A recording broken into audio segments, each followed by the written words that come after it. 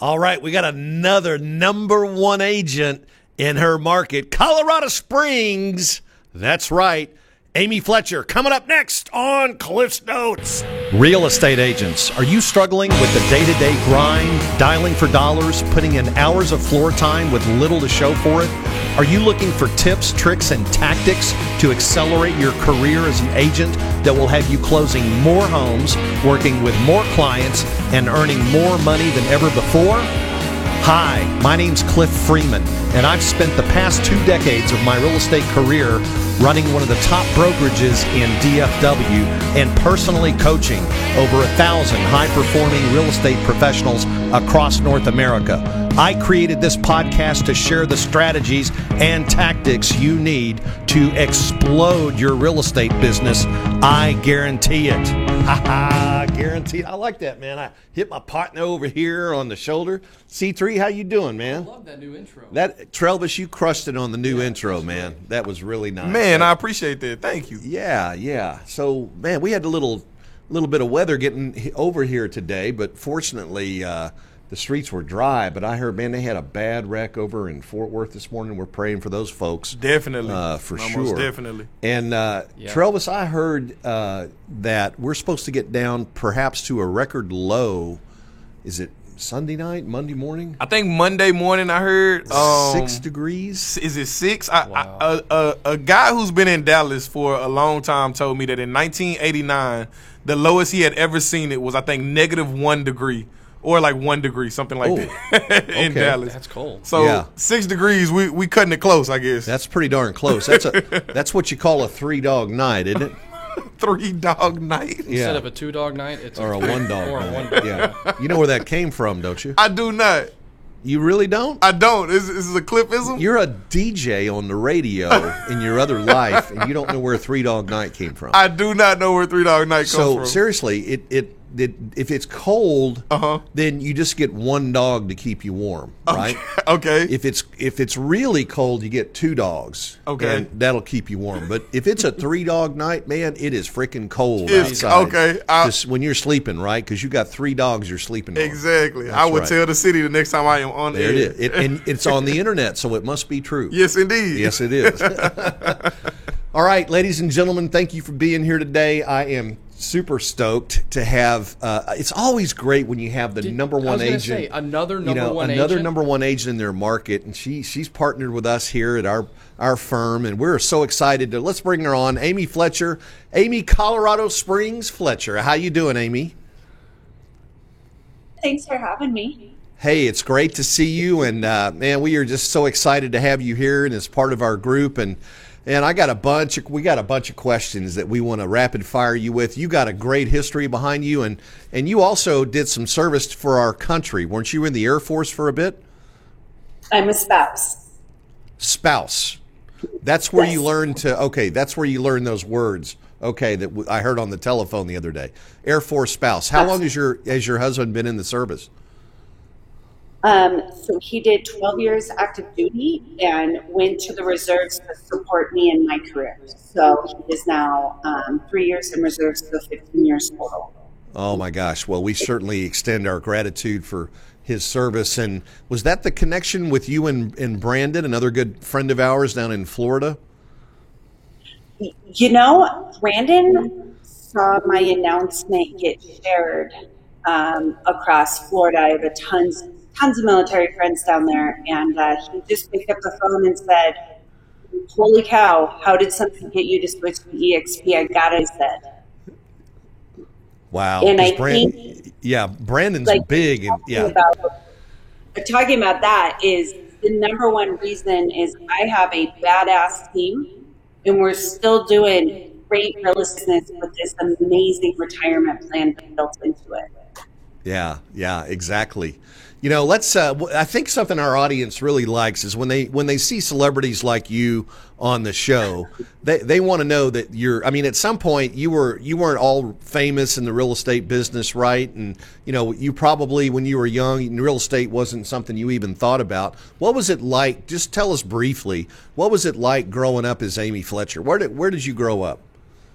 Yeah, so I'm a Colorado native, born and raised in North Denver, in Brookfield, and met my husband in high school, so he's my high school sweetheart, and he did ROTC, and we went to pilot training down in South Georgia. We did Corpus Christi, Little Rock Air Force Base, and then Little Rock is where I decided I had a bad experience with a realtor, and I already did sales. And I said, it's 2009 and the market wasn't great. And I said, why don't I just do a stab at this? And kind of history ever since. We hear that often, don't we? Right. The reason why I got in the business is because I had a poor agent, a bad experience with the real estate agent. Okay.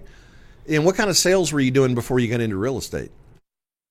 Yeah, so the end is my entire background. So from running, so I started in Colorado. I grew up in a tanning salon, so we owned a giant tanning with a hair salon.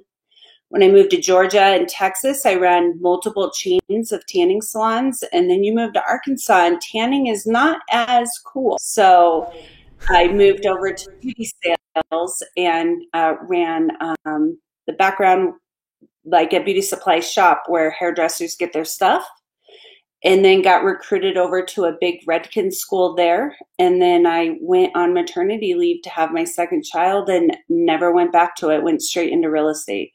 Wow. So you did have some deep experience, and it sounds like you worked in the retail, a lot in the retail business where you were kind of consumer facing, a lot of interaction with customers, right? What do you think? It really back into building their business. Yeah. What do you think about your sales career best prepared you for real estate? I got to tell you, it was growing up in a family-owned business where I had to sell a single tan to pay that mortgage, not only for the building, but for our home, and knowing that everything you did mattered at the end of the day, I think Mom gave me that biggest gift of saying, we're going to run this business together, and this is what it takes for us to pay our bills, and this is what it takes for us to get a nicer car. And she always involved us in that part of it, which I have taken with my own kids, saying, we're running a real estate empire here. You need to go get all that trash from that house and take it to the dump for me. Wow. That's awesome. Sound familiar? Too familiar. So Amy, but tell us about your team. Yeah, so a little bit. So I stayed in Little Rock until 2012 and then moved to Colorado Springs where we got stationed next. Never actually wanted a team whatsoever. And you guys have interviewed a ton of people on your show. And you've heard of Beverly Carter out of Arkansas? Yeah. So she was actually one of my first brokers at Crylite when I worked there. And I'm here in Colorado Springs, and this girl keeps asking me to hire her. And I say, I don't like teams. I don't like it. They always pawn stuff off. I'm not doing it. And she just kept coming to me. And one day she came to me and she said, I just want to be you when I grow up. Which is what I said about Beverly Carter when I'd get home at night. That lady, you watched her in the office. She slid through with grace. She sold all the houses. She was just somebody to truly look up to. And when she said that to me, I said, call me on Monday. And that was the beginning of my team. So I thought I could just mentor her. Her name's Tiffany. She's still with me. And finally, we had to become a team. So I said to her, I hate teams. You name the team. So she named it the Fletcher Team and Associates. And here we are, and we have now 5 team members, including myself. We sold $118 million last year and did 210 transactions, and I would never be there without Tiffany pushing me to do it. Wow, that's awesome. So you were up because in 2019 you did 176 deals, and you were at 76 million? Yeah. So that's a big pop. You had a nice jump last year. And your team members, that's with 5 agents. Your team members, they sell some real estate, right? You have pretty high expectations for your agents. Tell us about that. So I actually take, and this is going to be my note of EXP that you help me with. I do not take new agents. So I like an agent who's been in the business a year and knows that deals don't fall off a tree. And when I hand you a pre-approved buyer, you that's your lucky day, right? Go get it done. So I have 4 that never really killed it in real estate, but never had the guidance either. But they all had to go out there and learn, the hard road. And then they get to me and they know how great it can be. So we do a hierarchy on my team, which is a little weird. I have a number 1 agent, and she actually hires every agent below her. That way they know she's the team lead, which is Tiffany, who truly started the team. And so is she like your lead? Now, let me back up for a second. I started to say lead buyer agent, but are your agents, are they taking their own listings as well, or what are they working? So they can if they want. Tiffany hates listings. She finds them not to be as fun and happy as buyers. And she did 68 buyers last year and right about 40 million just herself. Did you hear that? That's why I looked at you that way. Golly, that's a lot. That's pretty. That's stronger than 9 acres of garlic, is what we'd say, right? Yeah, yeah, that's pretty tough. So what I'm struggling with EXP is that my numbers are over a mega team numbers, but I am unwilling to hire for the mega team discount, right? Like, I don't want agents that make 50 grand a year. I give you 1 year to make 6 figures. If you have not made 6 figures, then you're not right for my team, because I want to look at everybody in the room and be super proud, but also know that I changed all of their lives with it. Trisha on my team, she is a wife of a 4-year retiree Air Force, and met her in the Air Force myself. And she did $250,000 in her second year of life changing. That's paying for college. That's being able to get a new house and have no debt and just truly change your entire, the American dream, but the true American real estate dream.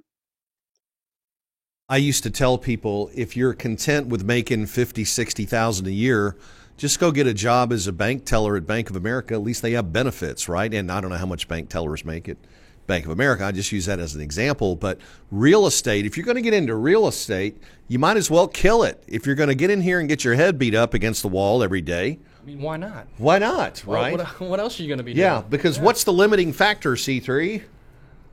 Limiting beliefs? Oh, the 5.5 inches between your head. It's the 5.5 inches between your ears, right? I mean, look, somebody like Amy that has the experience, the knowledge, she's beaten the path, right? She's already kicked the trees down. All you got to do is follow what she prescribes.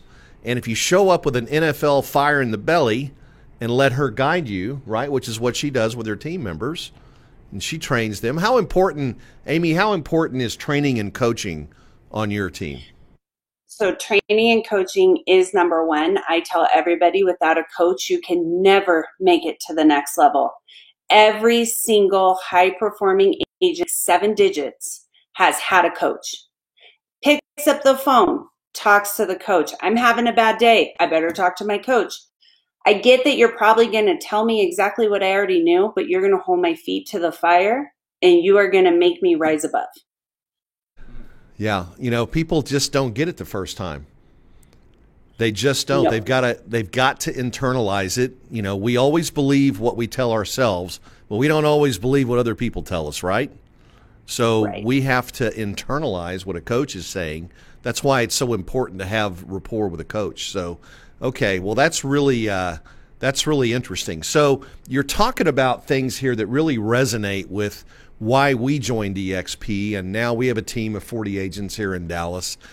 Why is it that you feel like it's better for your team to be here than the brokerage where you were before? So I came from RE/MAX, 10 years there, and really ride or die. I have nothing bad to say about RE/MAX actually at all.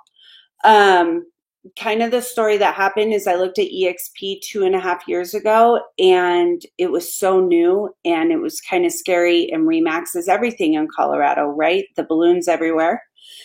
Super scary to leave it, but I had outgrown it. So I actually have an amazing partner in all of this.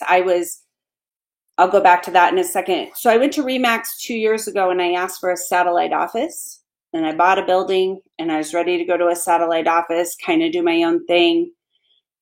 And then I realized I didn't want to own an office. It felt like too much work, but I still own the building and it rents out great. And I made a phone call to one of my favorite RE/MAX ladies, Kelly Lang, out of Anacortes, Washington in September. And I said, I think I need a new coach. I'm ready to go to the next level. Like, what do you think I could do, coach? I actually met her in Dallas at a RE/MAX team event there. And we're number 6 and number 7 in the nation year after year. We just kind of battled it out with each other. And she said, I have this guy I want you to talk to. So I took 2 weeks, went to Mexico, got my head straight, and then called this guy. I thought it was a coach, and it ended up being Mark out of San Diego. And he talked to me about growing my team, and that there was a downline and that there was a stock option, but how my team was going to grow and how I could grow. So there's another number 1 agent here named Lauren Schneider. She's Military Home Search. So I knocked on her front door and I said, we got to go to EXP, but you have to come with me. And she said, I've been thinking about it. So she owns this great brand called Military Home Search, huge in Colorado, helps the military, and she's ready to leave the state. And what she's willing to do is build this website that she uses here that funnels all her business in, and start satellite military home search teams. She has 6 platforms ready to go. Number 1 we're going after right now is Tacoma, Washington. We are actively looking for a team lead there to start. So I put her under Mark, and I went under her, and then her teams will go under me. And what I want to do, my true passion, is to coach the military spouses on how to go to the next level. Let's stop being dependent on our husband, and let's take our passions for sales and real estate, and you get me and you get Lauren, and we are going to take you to the next level. But if you're in Tacoma, Washington, and you're going to go to, let's say, North Carolina, there's hopefully going to be a team there. And if there's not one there, we'll start it up there for you, and we will keep your job going. I'm staying Fletcher Team and Associates, but my true passion is if I can help these wives get to the next level and find the financial freedom while supporting their husbands, support our country.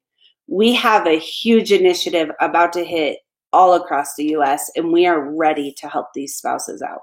Wow, that's exciting. That's a big why. That's what gets you out of bed in the morning, huh? That Absolutely. is awesome. So tell us a little bit about your strategy. Obviously, I mean, you picked the perfect platform for expansion. I mean, there's one broker, there's one cap. You're going to be able to go anywhere in the world you want and operate, essentially, and be able to grow without having the barriers of the legacy franchise model. So congratulations for making that great decision. So your plans are to start in Tacoma, and so far, why did you pick Tacoma? So that's the website they chose to build out first. And what I'll do is get Lauren on this show with you, because I think getting this out to everybody saying, hey, EXP world, this is what we want to do, and we have the technology to do it, you know? And Lauren has the technology, she's the brains of it, but I have the love and passion to coach, and I can't wait to grow them to the next level. So your states are all like, not in my brain at this exact moment. I know Fort Campbell in Kentucky or Tennessee, one or the other. That's a heavy one, but they have these websites ready to go. So Lauren and her husband Grant are just geniuses on this website. I don't personally benefit from it here because it's hers and she has her own team, but I'm telling you, she's competing with Zillow, if not beating them. And she puts her heart and soul into this technology, and I want to put my heart and soul into these, you know, women. right? That are ready to grow into real estate. And when we came to EXP, we've been here 65 days. And this is it. This is our forever home. And if you producer, I left December and I left a lot of business at Remax because I had a ton of respect for my broker. We walked with about 40 deals on the table there. So I actually didn't get my first paycheck until January 18th from EXP. I'm capped and almost the icon. Like, it is easy and it is there. And if you are performing, and I'm nobody little, I already have $5,000 in rev share. Here we go. I'm only doing my normal job. I'm not doing anything different. And we feel great. And our stocks have doubled since we came in 60 days ago. And I thought I missed the boat. And I'm like, oh, guys, this boat's just starting. Did we see what Amazon stock's at today? $3,300 a share. So, and this is, I'm going to do a little sidebar here because I find that a lot of people think that the value of a company is determined by its stock price alone, and it's not. Okay? It's determined by its stock price times the number of shares outstanding. So the reason why Amazon is at $330 or whatever it is instead of $3 million a share is because along the way they increased the float, the number of shares available, and that reduces the price, because what we really talk about in terms of the valuation of an enterprise is the market cap. And so I think, if I'm not mistaken, we were trading around a $10 billion market cap recently. If the stock split, what normally happens, say the stock is at 100, if you give a 2-for-1 dividend, stock dividend split, typically that'll take the price in half. So the valuation of the enterprise doesn't change just because you did an accounting maneuver. That's all a stock split is an accounting maneuver on the balance sheet. That's it, okay? But what it does is it lowers the price because people might not want to pay $330 a share for EXP. That puts a lot of small investors out. They prefer to trade in stocks that maybe say, are priced under $50.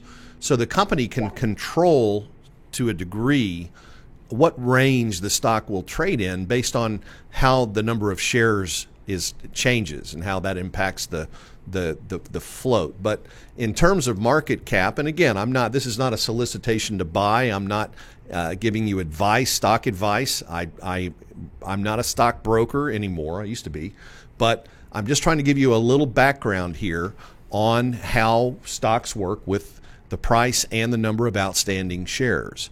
So when you value a company, please look at the market cap, not just the price of the shares. So back to you, though. You're saying that you've had a pretty good ride in the stock so far, which is great. But you thought you might be too late. What about for people who are coming in today? Do you still think people might be coming in too late, Amy, or what do you think? No, I think it's just getting started. And so we left and two wonderful teams came in under us. I mean, I think I already have about 21 people in my downline, and I just moved, and I'm doing zero recruitment. What I want to do is attract the people that last night we did a dinner for 40 of us. So our sponsor, Mark Pattison's in town this week, flew out to give us a ton of love, ton of training, and we got all of us downline together and us went out to dinner. That is a brokerage. And we all laughed and cried and sang happy birthday to somebody. And I think one thing, EXP hadn't hit big here in Colorado Springs, and we get to be our own brokerage, and we get to choose to hang out. And just because you're going to a cloud base doesn't mean you're by yourself. And I'll tell you, if you are out there and you want to switch and you don't know, should I go? It's not big enough. Go get your best competition and knock on their front door and leave together. And it does nothing but a splash. Wow. Yeah. It makes the phone ring too. And I know you're new, so we're going to give you forgiveness because you used a word that really we don't use here at EXP because it just connotes the wrong thing, and that was downline.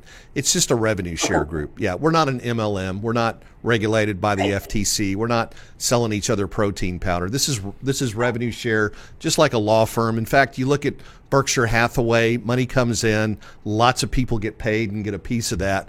All we've done is we've replaced the broker on the receiving end with agents so that the agents can be the beneficiaries. You know, Grant Cardone just committed to joining EXP with his wife.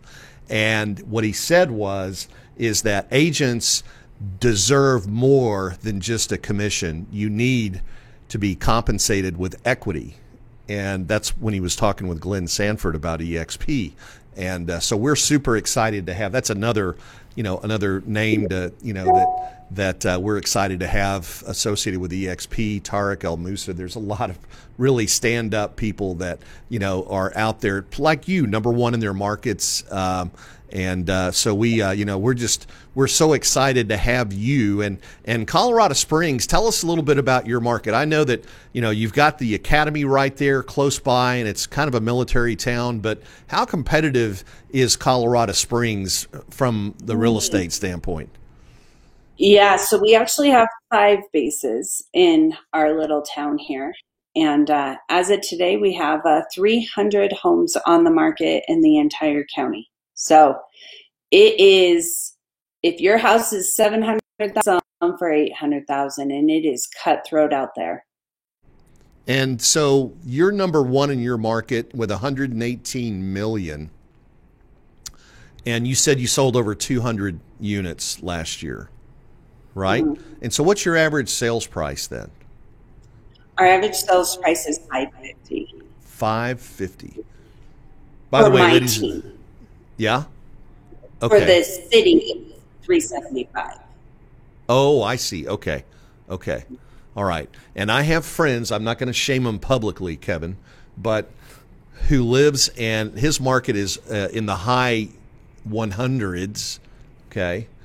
And wouldn't it be nice, people, whenever we see prices rise and, you go to the markets, if you're in the real estate business and you need a raise, they should probably move to a higher price point area, wouldn't you think? Yeah, something like that.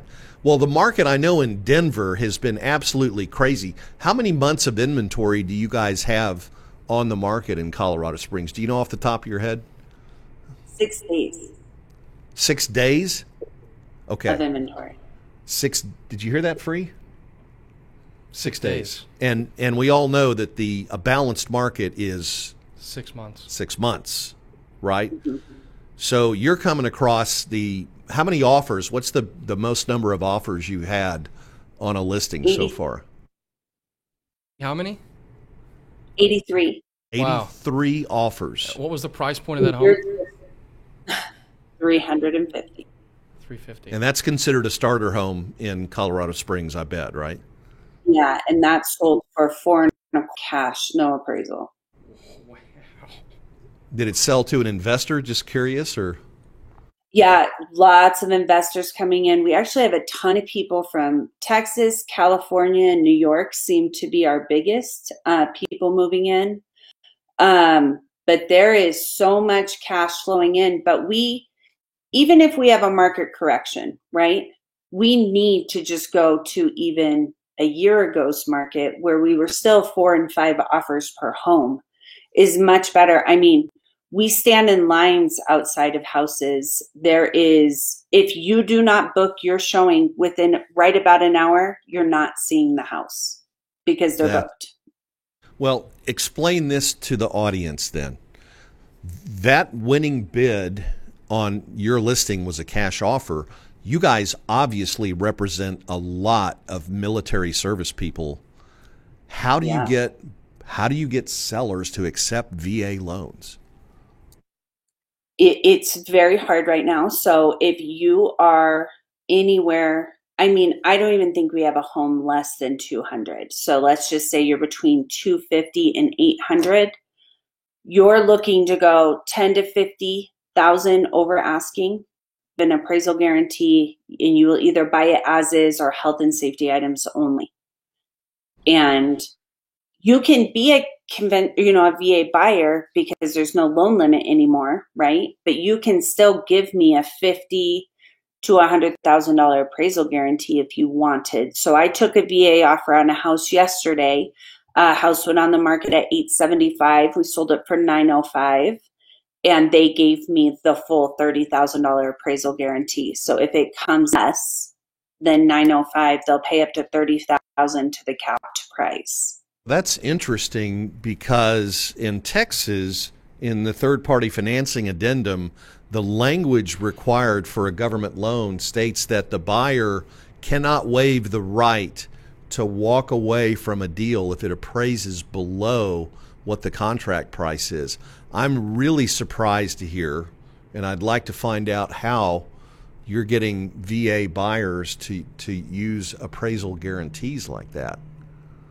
It is you give it or you walk. Now, on a Facebook thread the other day with just realtors in the area, they said we just had a VA person terminate because it did not appraise, yet they gave us an appraisal gap. And the terminology put back was truly how that is written is that they can get out and get the earnest money back. We also are a minimum of a 1% earnest money state, right? So if you're buying a $500,000 house, we have $5,000. Absolutely would we never, ever pay closing costs here. I mean, it is just absolutely a seller's market. And they do not think we're in a bubble. The more we talk about it is that we are at such an all-time shortage. We have Amazon moving in. We have huge Space Force is still coming to a certain degree, and we are just growing faster than we have houses. It's interesting you mentioned that. I have a good friend who surveyed all of her 500 past clients recently, called every one of them, and she asked them one question. And we're in Dallas, and our average, I say 0.2 of a month. Is that pretty close to 6 days? It's probably less than 6 days. 7, or is it less? Maybe. No, 0.2, yeah, it's less. 0.2? Yeah. So the question that she asked her, Tammy Slay, I'll go ahead and give her credit, Tammy, who's going to be on the show again shortly. Love Tammy Slay. And the question that she asked her clients was, past clients, are we in a buyer's or a seller's market? And would you believe that about 65% of her past clients responded that it's still a buyer's market? I mean, the consumer's perception of what's going on out there is a lot different than what you and I live every day when we're out in the trenches trying to get deals accepted. And sometimes it's a hard message to communicate to buyers that, look, if you're going to buy a house in this environment, you don't want to be trying to, play games here. You've got to get your highest and best up. And by the way, if I don't get paid for writing offers, and neither do you, right? So our goal is to get you a house, and a lot of times it's difficult to get buyers to train them up on what the right things to do in the right order are. How do you counsel your buyers, your first-time home buyers in this kind of a market, Amy? Oh, it's really black and white. There's no BS. So this is the market we're in. This is what we should expect. We run. And I mean, you call me right now, and the house just went on the market. We will have somebody within 3 hours to the house, whether you can meet us or we have to do a video. We follow the rules. Do you want all offers held till Friday? We'll review at 5, or is it Monday? If they'll do a same day, then we'll really try to push it through and say, what do we got to do to secure this now? But we're telling people, if you do not have the cash for, if you cannot afford an appraisal guarantee, we should probably go look at some new builds, get on the list. They'll probably be into 21 or 22, but we can price for a 22 house while it just appreciates all year. And let's get you in a rental, because unless you can play the game, you're not going to win. Which, what you just said is true. We sell quite a few new homes here, and it's a 9 or 10 month build now, especially with the problems in the supply chain and the price of wood going up and so forth. But in Dallas, year over year, prices are up almost a full 10% here. So that means that you're actually accruing every month that you're waiting for that house to get built. You're accruing almost 1% in price appreciation. So it is in fact what you just said about, hey, let's build, and then you sort of walk in with equity into the deal because you buy it at this price, and then when it's done, it's going to be worth more, right? So that's really interesting. I like that. That's really but it's true, you know. So you've been in this business for a good while now. In fact, you got in it right before the crash, right? Right before right after. Okay. So you've been through the downs as well as the ups.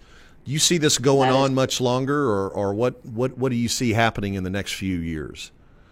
Yeah, I would tell you all day, I would take a market with 2,000 homes on the market all day. It is so much less stressful. I think a huge misconception is it's so busy, we're all just raking in the cash. By all means, I'm having a great year, right? But when you write 39 offers and you only got 6 accepted, we're not really killing it. We're working harder than we ever have. So I think a little bit of a market correction and a slowdown would do us all good. I'm not looking for it to tank, but this is probably pretty unhealthy the way it's going. And I think it has everybody a little on edge, like what's going on here. Yeah, it's certainly not what we really thought might happen back in March last year when COVID, things started to shut down. Everybody thought the sky was falling. I don't think anybody saw the demand for residential real estate to be this strong, but gosh, everybody's working from their houses now. Do you find people really looking for, the full amenity package now? Has it changed the home buyers' desires and wants and needs now? It looks like a home office is almost an absolute must. And then if you are a family, we're looking for more space, right? We need a ping pong table. We need a theater room. We don't do pools here, so we don't offer that amenity. But but even the HOAs that offer the pools and the clubhouses, those are closed down for the most part, so people are looking for the space. I personally did a move myself this year and added 1,000 square feet just to get, my husband and I shared an office. And when nobody leaves the house, you really need some space. Yeah, very true. Very true. Amy, I generally have an audience that includes realtors who may be brand new or they may be in their first year, and many times that when we talk to them, we find that they're kind of stuck and they need a breakthrough. Do you have just a word that you could share for our audience to encourage them and maybe give them some direction on what they should do to get to the next level? If you got in this business to set your own schedule and be rich, just hang your hat up now. Get out of here. That's probably one of my biggest things I can tell people. But if you want to work hard, do what's right for people, think about what can you do. So pre-COVID and new in my career, and because I started it over twice. I did it the first time and the second time. Open houses, I killed it. Go call the top agent. If you're not doing open houses, call that agent and ask if you can share their listings on Facebook. What can you do to stay relevant? Stay in front of them. Don't be pushy. And you got to look like you kind of know what you're doing, right? Nobody wants the new agent, but then how does the new people? I'm not the biggest join a team to do it, to leave a team person. I think I personally wouldn't even hire a team hopper. They're not my thing. They already left somebody else. Why wouldn't they leave me? But number one, I think, is you should get one design a year, period. If you're not doing one a year, I'm getting one a year. So everybody has time to learn. And go out. If you're not doing anything, a lot of content you can do is go visit the builders in the new communities, tag yourself in there and get to know the inventory, right? Get knowledgeable, get present. We used to say, go look at the homes, but nobody wants you in their house and there's none for sale. So the new builds are really the way to go, but become a master of something, right? Yes, Yeah, pick one thing. There's so many niches in this business. Pick one thing and do it better than anybody else does. That's it, right? Right. Exactly. Mm-hmm. Well, Amy, I just looked at the clock. Man, I'll tell you, we were talking before the show, and you were like, I'm not going to have anything to say. And how long is this show going to be? And right? And you were hoping for 10 minutes, and we've been on now for probably 40. But we're so grateful and thankful to have you share today. You are really somebody that we look up to, and we're glad to be partnered with you now and in our firm and our brokerage, and just want to wish you the best up there in Colorado Springs. And I'm looking forward, C3 and I think in May, that's when we've got EXPCon coming up, I believe, right? I don't know if we're going to be able to get together for it. We'll see, but it's certainly would be a great time to meet you. We're looking forward to that very much, and just wish you the best. And we are here to be a resource for you and for everybody in our audience. And we just want to thank the audience for tuning in as well. So, Amy, if anyone wanted to reach out to you, if anybody wanted to reach out to you and find out more, again, you were saying you and your partner had the program for service wives. Mm-hmm. What's the best way to contact you? Yeah, just let's do it easy. Let me think. What's easy? I'll do I don't want to give them my email address because you can't even get it right. Oh, it's because your mom spelled your name wrong on the birth certificate, right? Exactly. Or how about this? It's Amy, AIMEE .Fletcher @EXP Realty. Well, what's the rest of the email? EXP Realty. Amy.Fletcher, AIMEE .Fletcher, FLETCHER, just like the corn dogs if you're from Dallas, at exprealty.com. Perfect. Yeah. Amy, thanks again for being here. We're going to sign off, Trelvis. We got to get back and go fight some of this terrible winter weather. It looks like nothing's going on out there, but 6 degrees and that 3-dog night is coming. And thank you, Trelvis, again for guiding us through the tundra today. Thank you. We're always excited to come. Thursday is our time for refreshment to spend with our spiritual leader, Trelvis. Thank you so much. And the rest of you guys, catch us next week right here on Cliff's Notes. All right, folks, tune in to Cliff's Notes every Thursday at 1 o'clock Central for the tips, tricks, and tactics to explode your business. I guarantee it!